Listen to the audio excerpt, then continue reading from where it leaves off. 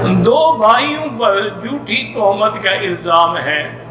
Islamic law کا پرچہ ہے، ان لوگوں سے دشمنی تھی، ان نے جھوٹا پرچہ درج کروایا ہے۔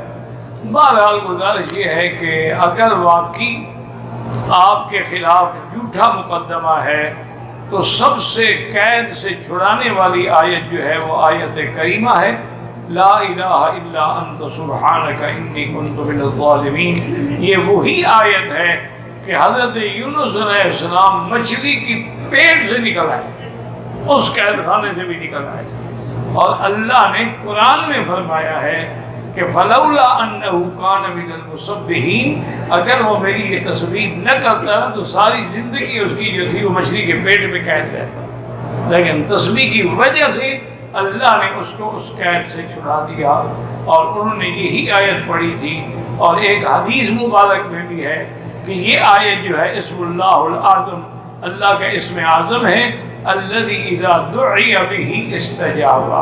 جو اس سے مانگے گا اس کی دعا قبول ہو۔ تو اپنے بھائیوں سے کہیں کہ وہ دن میں رات میں خاص طور پہ تہجد کے وقت 2 رکعت پڑھ کے اللہ کی مدد پکڑیں، واستعینوا بالصبر والصلاۃ، اور اس کے بعد اول آخر درود شریف پڑھ کے یہ آیت مبارک جو ہے